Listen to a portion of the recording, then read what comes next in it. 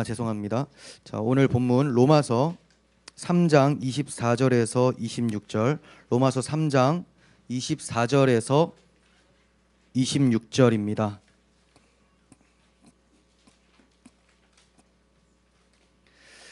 제가 읽도록 하겠습니다. 24절. 그리스도 예수 안에 있는 속량으로 말미암아 하나님의 은혜로 값없이 의롭다함을 얻은 자 되었느니라. 이 예수를 하나님이 그의 피로써 믿음으로 말미암는 화목 제물로 세우셨으니 이는 하나님께서 길이 참으시는 중에 전에 지은 죄를 간과하심으로 자기의 의로우심을 나타내려 하심이니 곧 이때에 자기의 의로우심을 나타내사 자기도 의로우시고 또한 예수 믿는 자를 의롭다 하려 하심이라. 아멘. 유도순 목사님께서 나오셔서 자기 아들을 공개적으로 심판하신 하나님이라는 제목으로 말씀을 전해 주시겠습니다.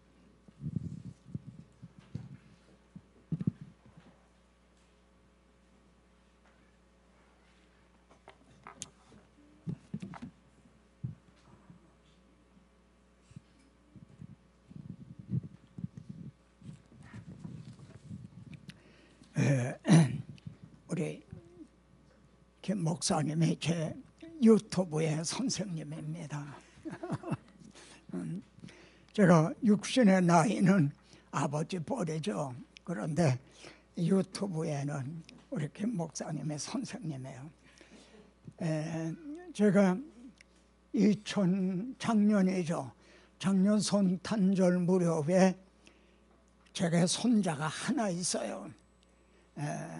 그 손자가 태어났는데 이름을 지어달라는 거예요. 근데 이름을 지어줄 거가 없어. 왜냐하면 좋은 이름은 우리 성도들의 자녀들이 태어나면 이름을 다 지어줬거든요. 그 막상 내 손자가 태어나니까는 지어줄 이름이 없는 거예요. 그러던 중에 성택이다. 성령이라고 하는 성자, 거룩할 성자하고 택할 택. 그래서 성택이라고 그랬거든요. 그래서 어렸을 때 여기 애들 전화할 때 전화를 하면 넌 누구지? 그러면 하나님이 택한 아이요 그래요. 예? 근데 그 녀석이 지금은 뭐 대학교를 졸업하고 다 컸는데 찾아왔어요. 작년 성탄절 정확히 말하면 24일일 겁니다. 와서 하는 말이 할아버지 이제 연세도 있고 이제 저도 중국에 못 들어가거든요. 중국 공안에서 이제 못 들어오게 돼 막았어요. 왜냐하면 제 책이 중국어로 다 번역이 됐어요. 그래서 자기네들이 인터넷에서 다 판매를 하고 있어요. 그리고는 각기 자기네들에게 판권이 있다는 거라. 그러니까 공안에서 말이죠. 중국 정부에서 도대체 이 유도순이가 누구냐? 아무리 찾아도 유도순이가 없는 거예요. 그러다가 제가 지난번 청도에 갔다가 나올 때, 이제 그 카드, 이제 출경할 때 말이죠. 나올 때 또 카드를 제출하거든요. 거기에다가 제가 한문으로 제 이름을 썼어요. 유도순이라고. 그런데 공안이 있다가 말이죠. 당신 중국 사람 아니냐 그러는 거예요. 아니 한국 여권을 가지고 말이지 당신 중국 사람 아니냐. 그때 제가 가슴이 철렁했죠. 내가 이게 한문으로 이거 쓴 게 잘못했구나. 그러니까 유도순이를 찾고 있다가 유도순이가 말이지 여기 나타났으니까 당신 중국 사람 아니냐. 그러니까 아니다. 그러니까 그러면은 중국 사람이었다가 한국 사람이 됐느냐 그러는 거예요. 여기에서 다 들통이 난 거예요. 근데 이제는 중국도 못 들어가게 됐어. 그러니까 이런 상황에서 그 손자 녀석이 할아버지 유튜브를 통해서 좀 말씀을 전하시지 않겠습니까? 그런단 말이에요. 그 말을 들을 때 그냥 제가 이제 귀가 번쩍 뜬 거예요. 아, 이거구나. 이건 하나님이 발람의 당나귀를 통해서도 말씀하던 말이에요. 아, 이 녀석을 정말 하나님의 택한 아이를 통해서 내게 깨달음을 주시는구나. 사실 저는 CT에서 있잖아요. CT에서 텔레비. 거기에서 영상을 통해서 좀 이 하나님의 구원 계획을 전하고 싶었거든요. 그래서 사람을 보내서 알아봤어요. 그랬더니 한 달에 4번 설교를 하는 거죠. 한 주일에 한 번. 그리고 한 번 설교하는 거에 30번. 그런데 제가 공개를 할게요. 500만 원을 내야 돼. 그러니까 30번 설교하는데 100만 원이 더 되는 거지. 뭐 4번 설교하고 500만 원을 내야 되니까. 근데 내 힘으로는 그게 감당할 수가 없어서 안 했거든요. 그러다가 유튜브를 이제 됐는데 이 녀석은 유튜브에 대해서는 모르거든요. 그 녀석은 이제 영문학을 전공을 했어요. 그러다가 제가 그 무렵에 여기 밝은 빛 교회 이제 그때 그 무렵에요 오게 된 거예요. 그래서 우리 김 목사님에게 내가 그 얘기를 다 했죠. 이걸 어떻게 하면 좋겠느냐. 그러니까 김 목사님이 모든 장비까지도 다 마련해서 다 설치를 해 주신 거예요. 그러니까 선생님이죠. 그래 지금 벌써 48번째인가 이제 창세기부터 시작해 지금 출애굽기가 거의 끝나요. 그래 창세기 역을 출발해서 계시록까지 이제 향해 가려고 하는 거지. 어디까지 저게 하도록 하시려는지는 모르겠는데요. 자, 오늘 오후의 말씀도요. 좀 이 성경을 이렇게 좀 넓은 우리 눈이 밝아져서 넓은 시야로 보려고요. 예를 들어 축구 선수, 농구 선수가요. 어떤 선수가 이제 정말 잘하는 선수냐? 시야가 밝아진 거예요.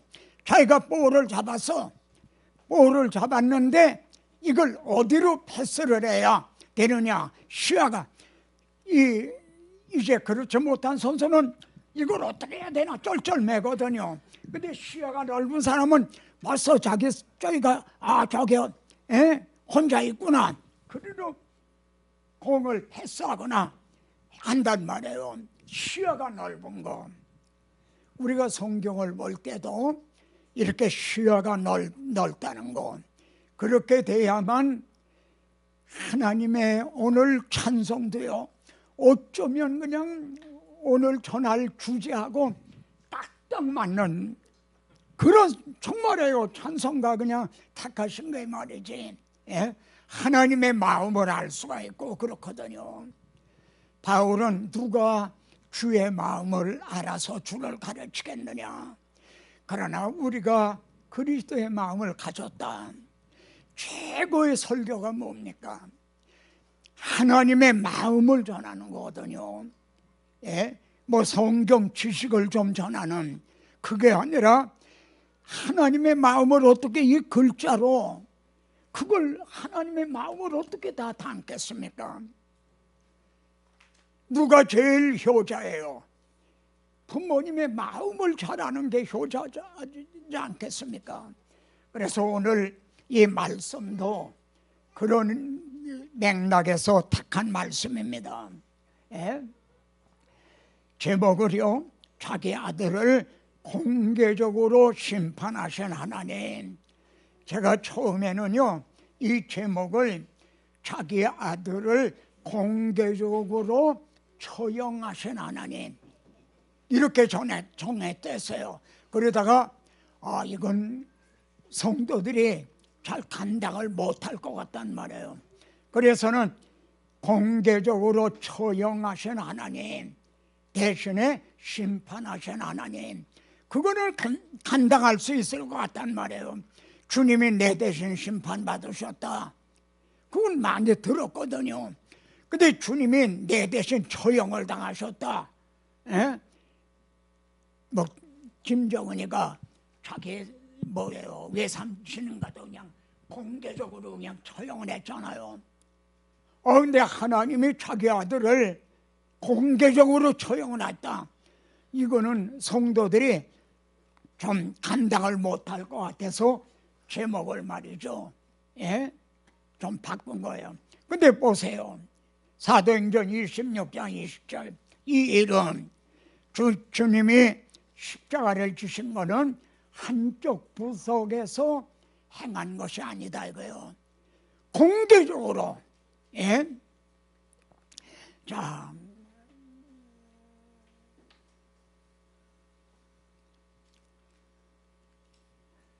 오늘 본문을 봤습니다.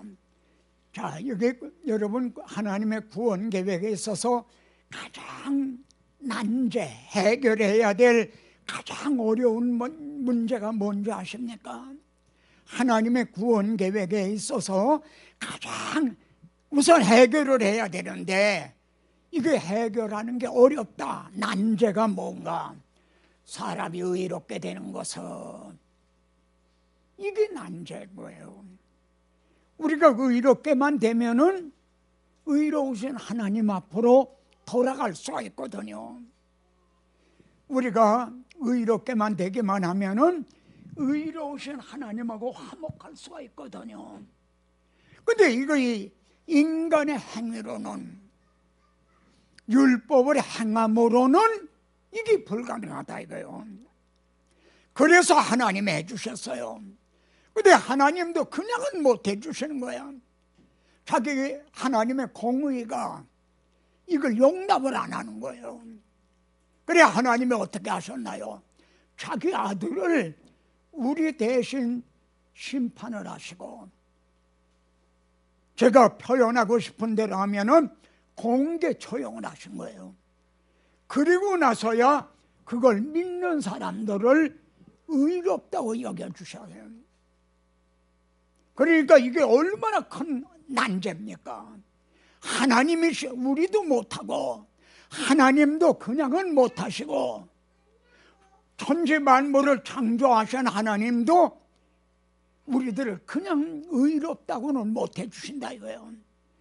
자기 아들을 대신 처형하시고야, 그것도 그를 믿는 자, 이제 예수님이 저 십자가 주신 건 내 죄 때문이다, 그걸 인정을 하고, 그리고 그걸 믿는 사람들을 의롭다고 여겨 주셨나. 그러니 이게 얼마나 큰 이게 난제입니까? 그래서 우리도 그리스도 예수를 믿나니, 우리가 예수 믿는 거는 내 힘으로는 의롭다함을 얻을 수가 없고, 의롭다함을 얻어야만 하나님 앞으로 돌아갈 수가 있는데, 그래 의롭다함을 얻어야만 하나님하고 화목할 수가 있는데, 내가 율법을 행함으로는 의롭다함을 얻을 길이 없고, 그래서 예수 그리스도를 믿는다 이거예요. 여기 계신 분들은 이건 너무나 잘 아실 거예요. 그런데 다른 교회 많은 성도들이 당신 왜 예수 믿느냐, 당신 예수를 믿음으로 의롭다함을 얻기 위해서 예수 믿는 거냐? 그러면 목사님, 의롭다함이 뭐예요? 아니 내가 어떻게 의롭다함을 얻었어요? 아마 그거 전혀 모를 것 같아요. 예? 그래서 우리가 율법의 행위로서가 아니고 그리스도를 믿음으로, 뭘 믿는 거예요? 그리스도를 믿는데 뭘 믿어요? 예수를 믿는데 뭘 믿어요? 내 대신 주님이 내 죄값을 대신해 죽으셨다는, 하나님께서 자기 아들을 내 대신 처형을 하셨다는, 그걸 믿는 거죠. 그를 믿음으로 예수님의 뭘 믿는 거냐? 오병이어 먹여주실 걸 믿는 거냐? 병 고쳐주실 걸 믿는 거냐? 우리 집 사업 잘 되게 해줄 걸 믿는 거냐? 물론 그것까지도 그 안에 있어요. 그러나 예수님을 믿음으로써 의롭다함을 얻는 그 믿음은 그게 아니거든요. 예? 율법의 행위로서는 의롭다함을 얻을 육체가 없나니라. 사람이 의롭게 되는 것은 이것이 해결해야 될 가장 난제다. 그런데요, 의와 불법이, 빛과 어둠이, 하나님은 의로우신데 우리는 불의한 자가 됐어요. 하나님은 빛이신데 어둠이 됐어요. 그래서 어찌 함께하며 어찌 사귀며, 그래서 빛 앞에서 어둠이 어떻게 함께 있나요? 그래서 하나님 앞에서는 추방을 당할 수밖에 없었어요. 예? 그런데 인간의 행위로는요, 우리가 아무리 애를 써도 그의 앞에 의롭다함을 얻을 육체가 없나니라. 어때요? 공자님은 어떨까요? 소크라테스는 어떨까요? 예? 석가모니, 부처님은 어떨까요? 사람들이 볼 때는요, 그분들은 성현이라고 그래요. 그러나 그의 앞에, 하나님 앞에는 의롭다함을 얻지 못한다. 여러분, 내가 볼 때 너는 죄인이다, 그러는 게 아닙니다. 우리가 회개하라, 회개하고 예수 믿으라 하는 건 내가 볼 때 넌 죄인이다, 그리 말이 아니에요. 하나님 앞에는 설 수가 없다는 거예요. 네? 그래서 하나님이 자기 아들을 화목제물로 보내주신 거예요. 네? 예수를 화목제물로 세우셨다. 곧 이때에, 즉 자기 아들을 화목제물로 세우셨을 때에 자기의 의로우심을 나타내서 질문해 볼게요. 여러분, 오후 시간이니까 편안한 마음으로 좀 대답 좀 해주세요. 잘 보세요.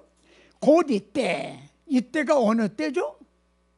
예수님을 화목제물로 세우신, 십자가에 세우신 그때예요.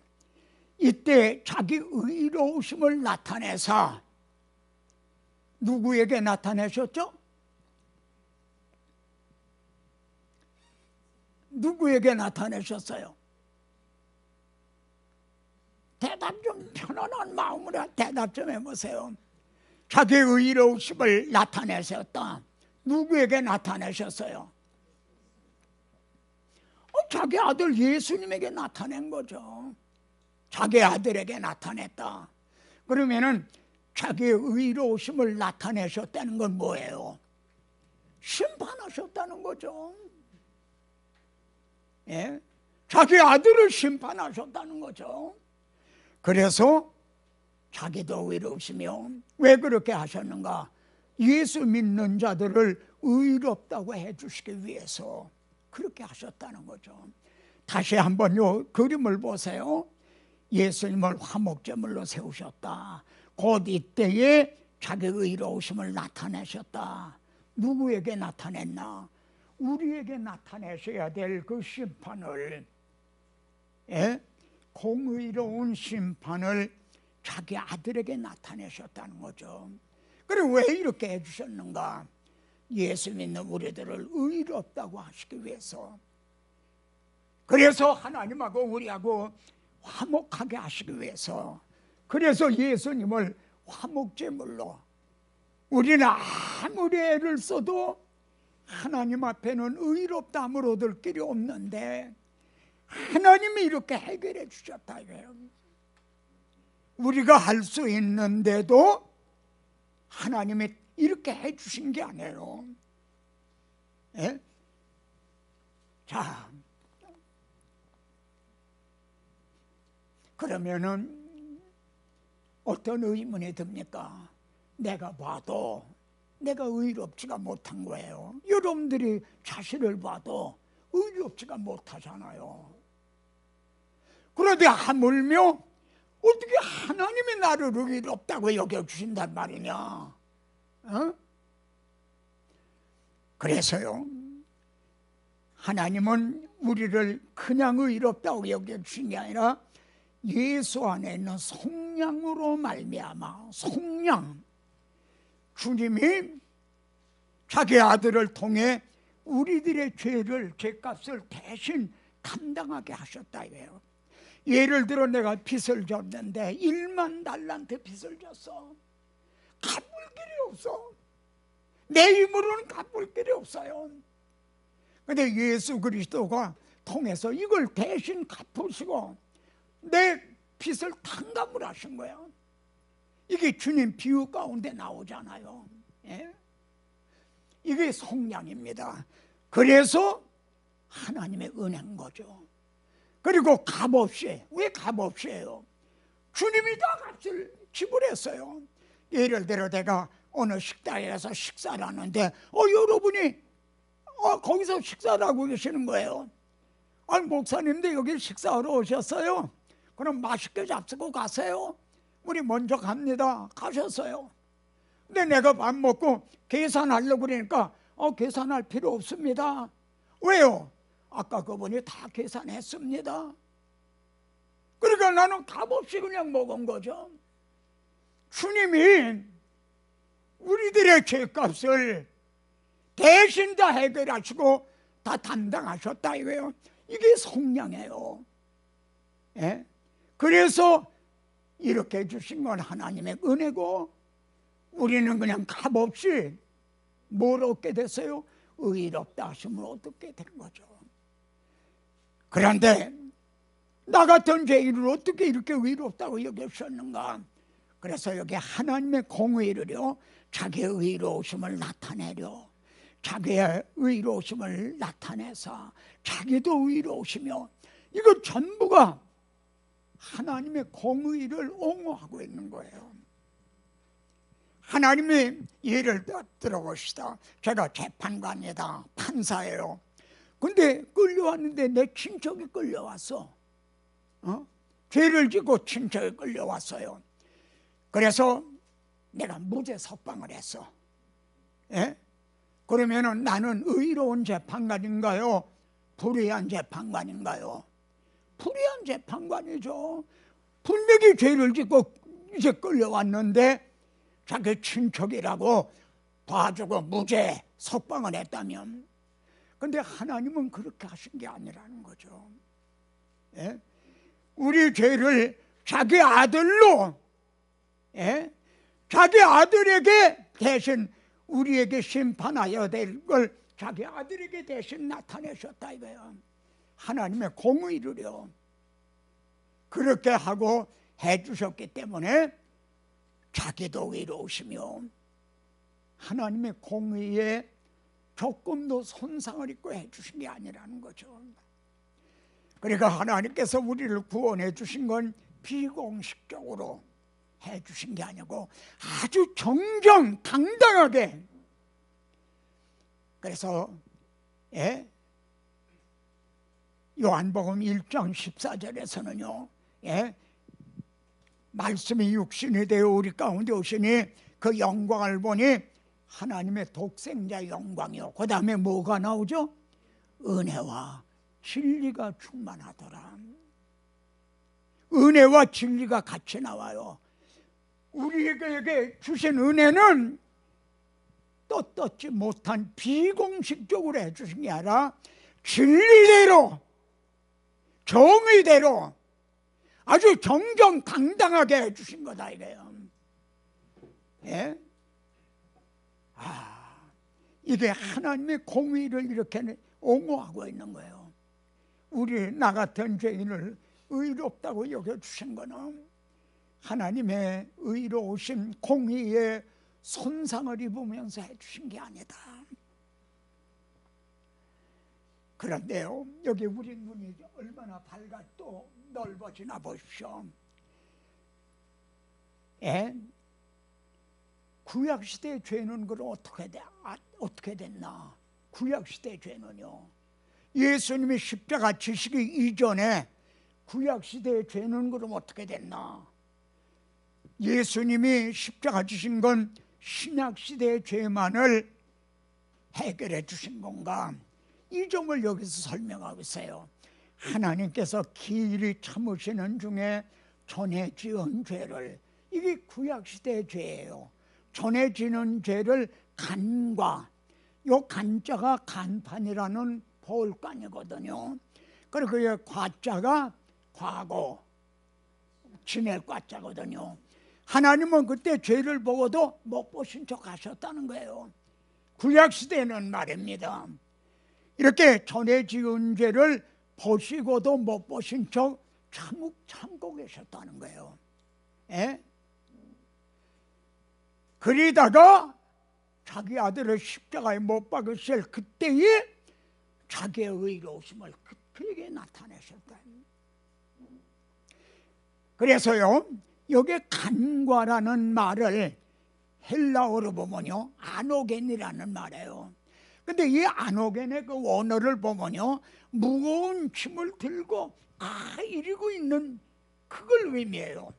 구약 시대에 그 쌓인 그 죄를 하나님은 들고 계신 거예요. 이렇게. 그러다가 어떻게 하셨어요? 곧 이때에 자기 아들에게 그걸 감당을 시키셨다 이거예요.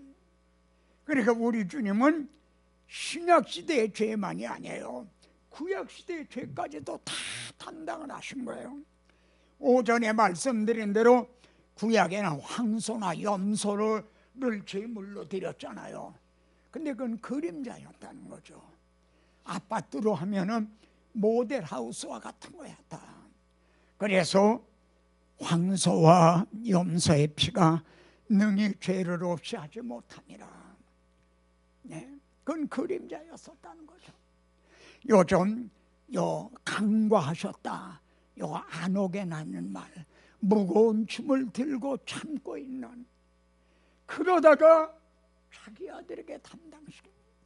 그러니까 우리 주님이 십자가 지신 거는 신약 시대의 죄만이 아니에요. 신구약의 모든 죄를 주님이 담당을 하신 거예요.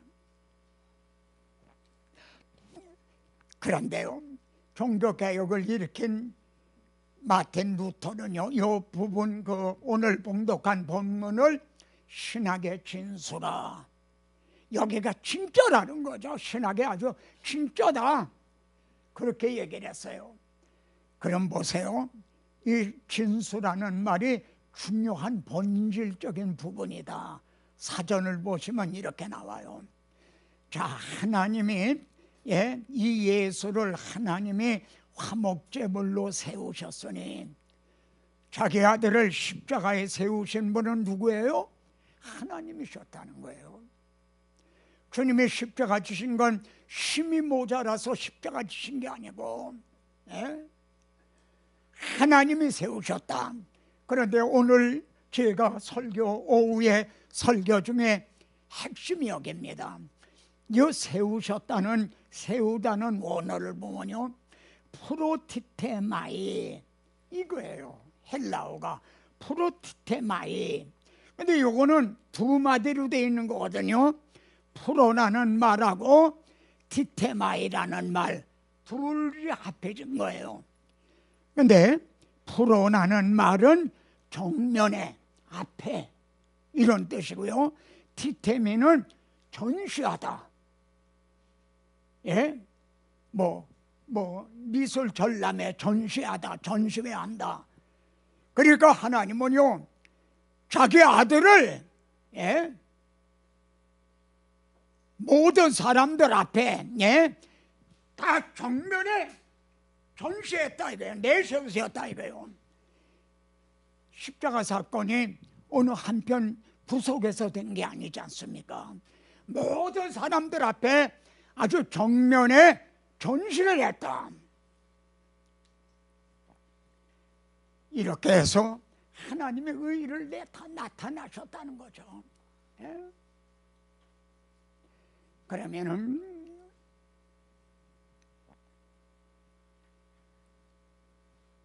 여러분에게 한번 질문할 테니까 이건 꼭 좀 대답 좀 해보세요.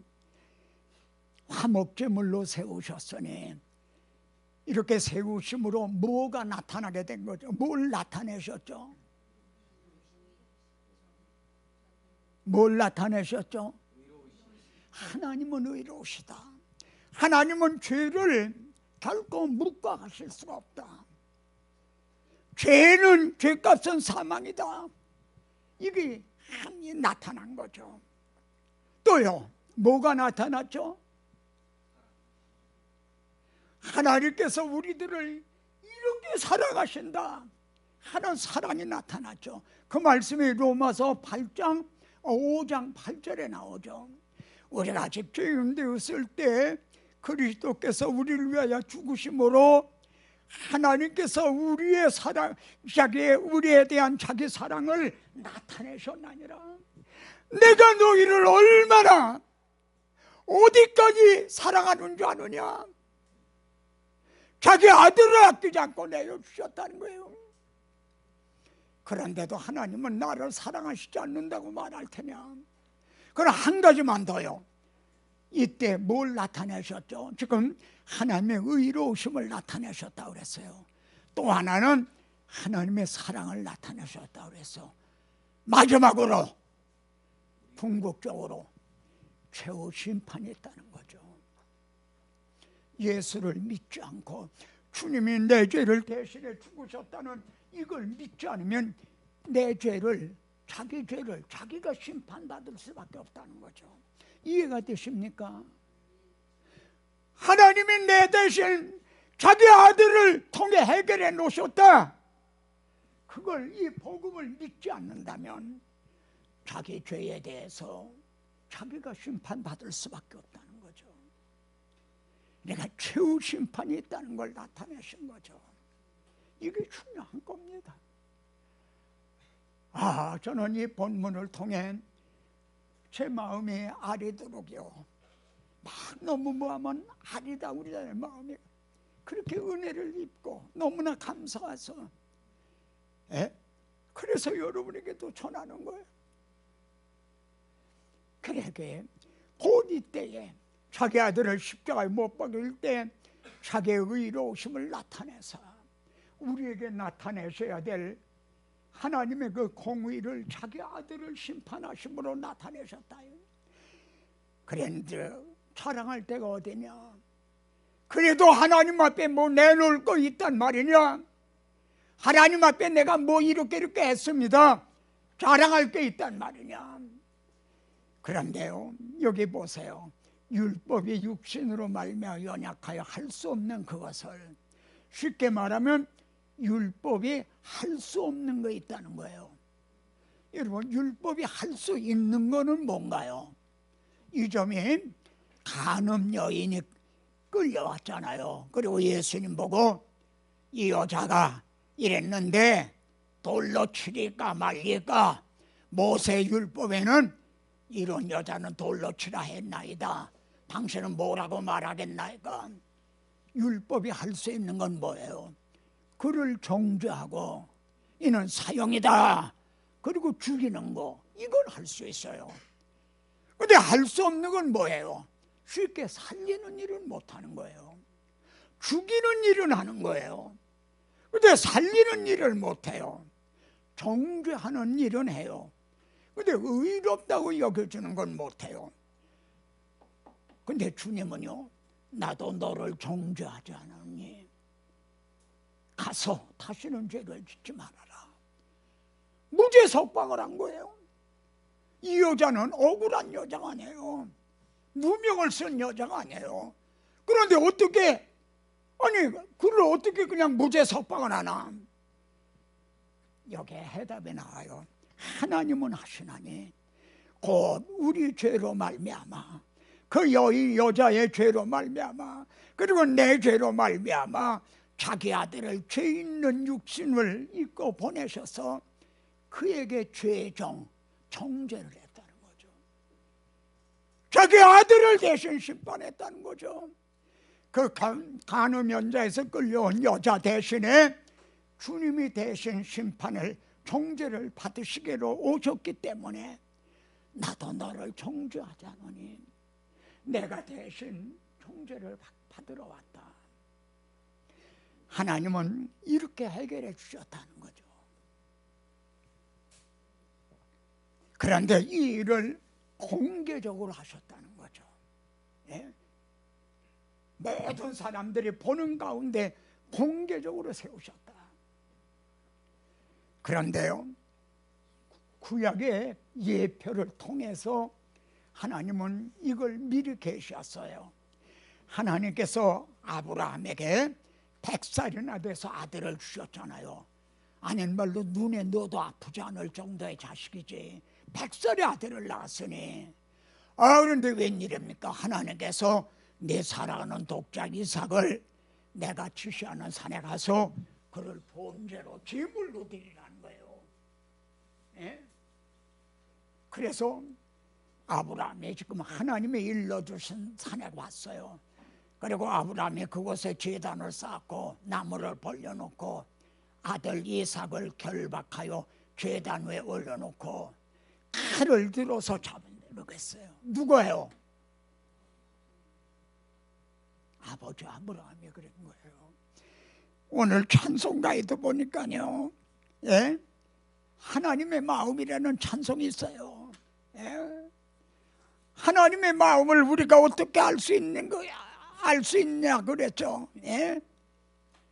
하나님의 마음이 어떠셨을까? 여러분 성경 보세요. 하나님의 마음을 한 번도 표현하시질 않았어요. 그 마음을요. 자기 아들을 십자가에 못 박으실 때 하나님의 마음이 어떠셨는가? 그걸 성경을 보세요. 한 번도 표현을 안 했어요. 우리가 알 수 있는 건 어떻게 해요? 이때 아버지 아브라함의 마음이 어땠을까? 이걸 통해서 아버지 하나님의 마음이 어떠셨을까? 그거를 미루어 짐작할 뿐이죠. 이해가 되십니까?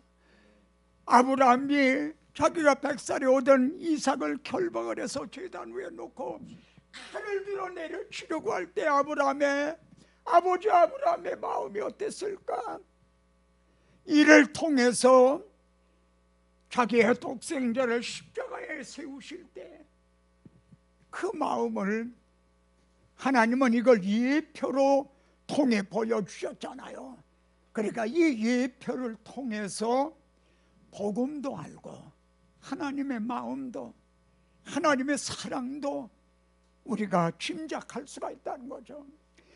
이때 아브라함아 아브라함아 하고 급한 음성이 들려왔어요.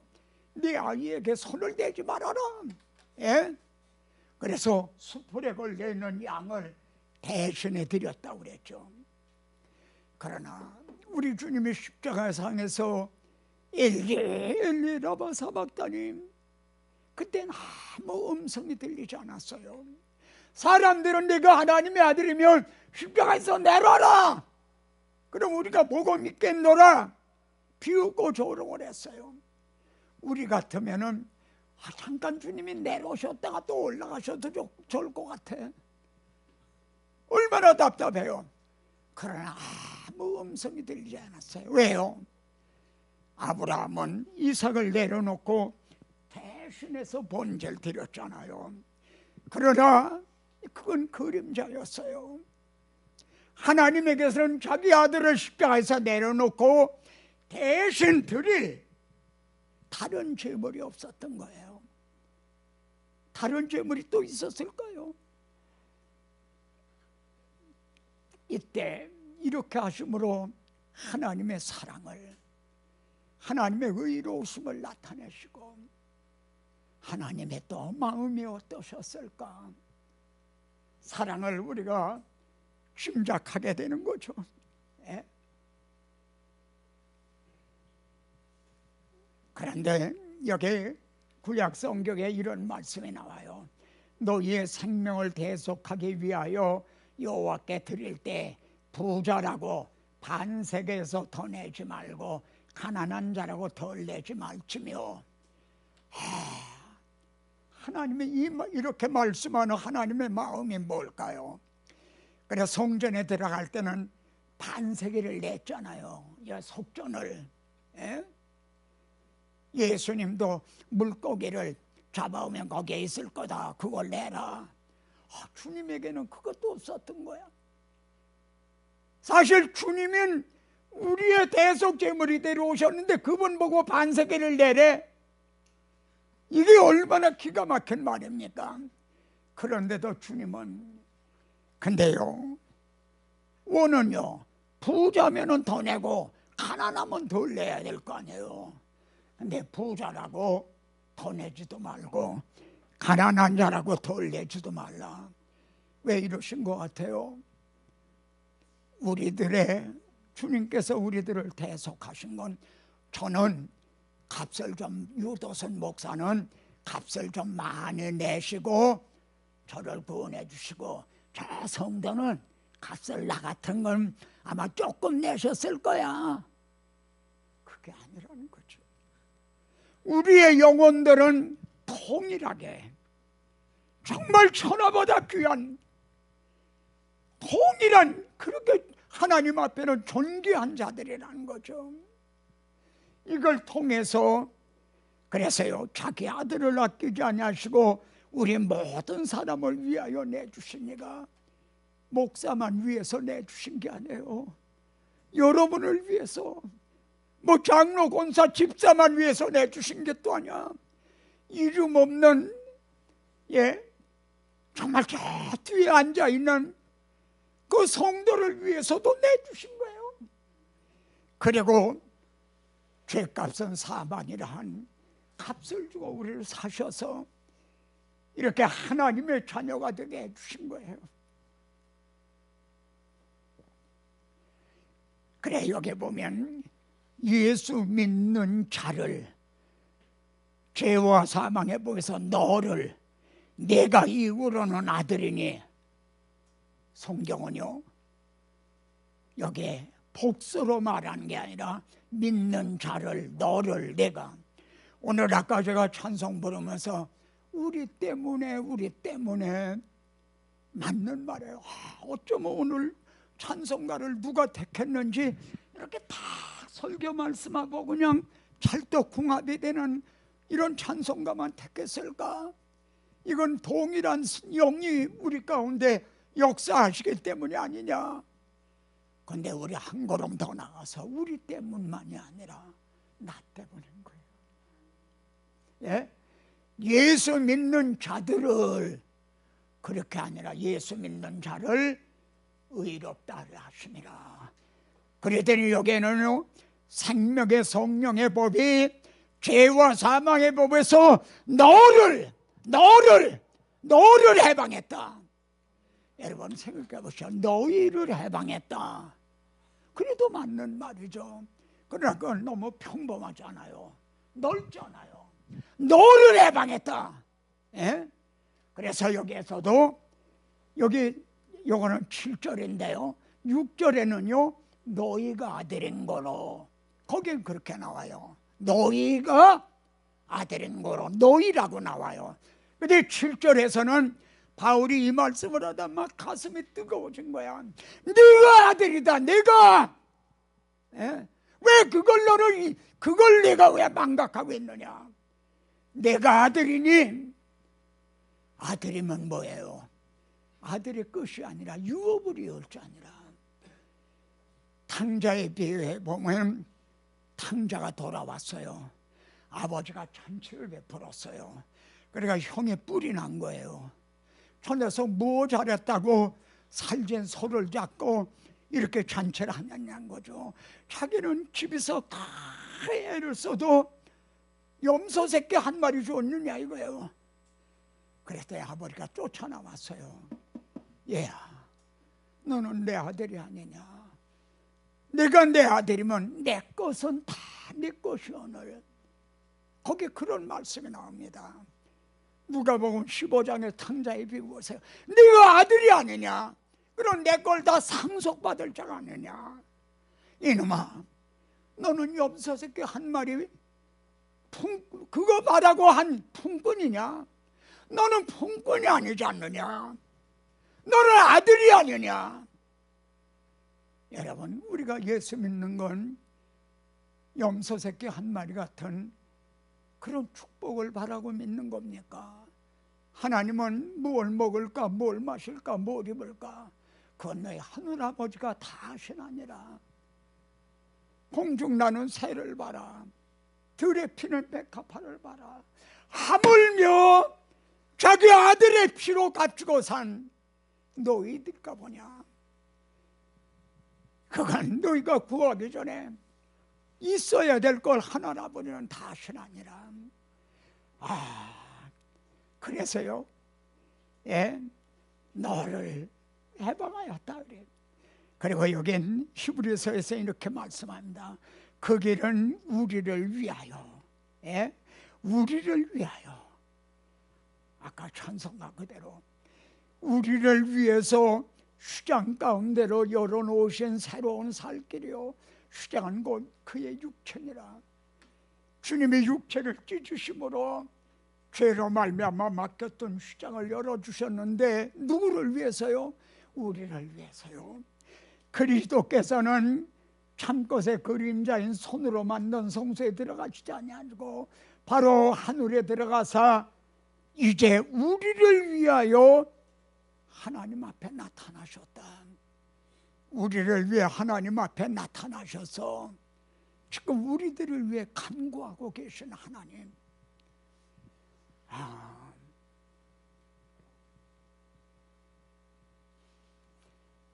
그런 저희 일에 대하여 무슨 말하려? 같이 한번 읽읍시다.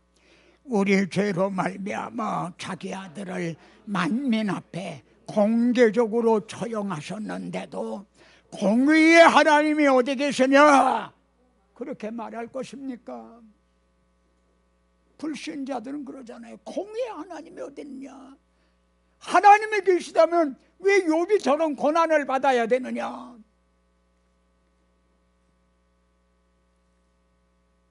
하나님은 의로우시기 때문에 자기 아들을 대신 공개 처형을 하신 거예요. 똑같이요, 이렇게 행해 주신 하나님의 사랑을, 은혜를 배척하는 자를 심판하시는 하나님을 불의하시다 할 것이냐? 하나님은 심판부터 하시는 게 아니라 복음부터 주셨어요. 그리고 오래 참고 기다리고 계세요. 지금은 은혜 받을 만한 때요, 지금은 구원의 날이다. 아직은 방주의 문이 열려 있어요. 그러나 방주의 문을 닫으시는 날이 와요. 오래 참고 기다리시는 하나님, 그러고 최후 심판하시는데 심판하시는 하나님을 불의하시다느냐? 여호와의 증인에서는 지옥이 없다고 그래요. 그건 마귀의 교리다. 그들이 다 이 하나님 성경을 구속사적으로 정말 하나님의 마음을 모르기 때문에 그래요. 그 다음에요, 시작. 하나님께서 우리에게 쏟으셔야 할 진노를 자기 아들에게 나타내시고 이를 맺는 형제를 의롭다고 여겨주시고 화목하게 해주셨는데도 기뻐하고 감사하지 않을 것입니까? 자, 우리 중에 누가 지금 기도해 주시겠습니까? 제가 원하는 설교자가 되게 기도를 하죠. 여러분보다 내가 나은 것처럼 저는 그렇게 믿지 않습니다. 저도 의의 옷을 입고 은혜의 보좌 앞에 들어가 예수 그리스도의 그 공로로 기도하는 거지, 제 이름으로 제 공로가 있어 가는 거 아니에요. 그래서 이 말씀을 받고 정말 하나님은 자기 아들을 만민이 보는 앞에서 공개 처형을 하셨다. 첫째는 죄값은 사망이다. 봤느냐? 두 번째, 나는 너희를 이렇게까지 사랑한다. 세 번째, 최후 심판이 있다. 어떡하겠느냐? 그래도 예수 믿지 않겠느냐? 누가 기도해 주시겠습니까? 다 같이 감동되는 대로 누구든지 기도해 주시고,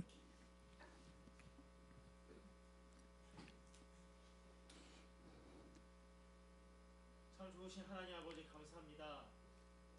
아버지께서 저희들을 위하여 베푸신 이 놀라운 일들을 우리가 다시 한번 배웠습니다.